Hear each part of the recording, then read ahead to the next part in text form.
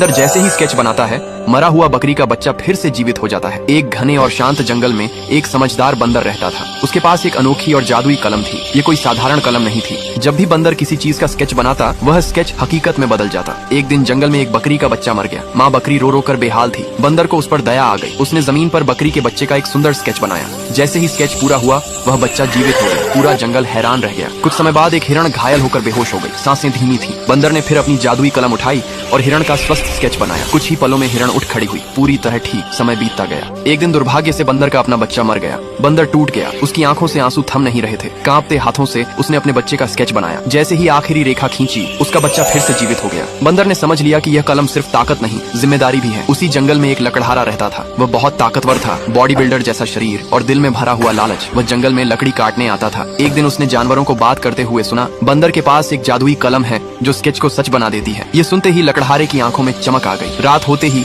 जब बंदर सो रहा था, लकड़हारा चुपके से वह जादुई कलम चुरा ले गया। लकड़हारा सोचने लगा, अब मैं अमीर बनूंगा, मैं सोने का स्केच बनाऊंगा। वह समुद्र के किनारे गया। उसने समुद्र के बीच एक द्वीप का स्केच बनाया। फिर उसने उस द्वीप पर सोने के ढेर का स्केच बनाया। पल भर में चारों तरफ सोना ही सोना हो गया। लकड़हारा खुशी से पागल हो गया। उसने सोचा, अगर मैं सोने की नाव बनाऊं तो उसे बेचकर मैं दुनिया का सबसे अमीर आदमी बन जाऊंगा। उसने सोने की नाव का स्केच बनाया और नाव सच में बन गई। वह नाव लेकर समुद्र में उतर गया। लेकिन जैसे ही नाव गहरे पानी में पहुंची, सोने की भारी नाव डूबने लगी। लकड़हारा चिल्लाता रहा, मदद मांगता रहा, लेकिन लालच ने उसकी जान ले ली। वह समुद्र में डूब गया। अगली सुबह समुद्र की लहरों के साथ जादुई कलम वापस जंगल के किनारे आ लगी। बंदर ने उसे देखा, उठाया और गहरी सांस ली। सीख ताकत या जादू से नहीं, बल्कि बुद्धि और नीयत से इंसान बड़ा बनता है। लालच हमेशा विनाश की ओर ले जाता है और जो शक्ति दूसरों की भलाई के लिए हो, वही सच्ची शक्ति होती है।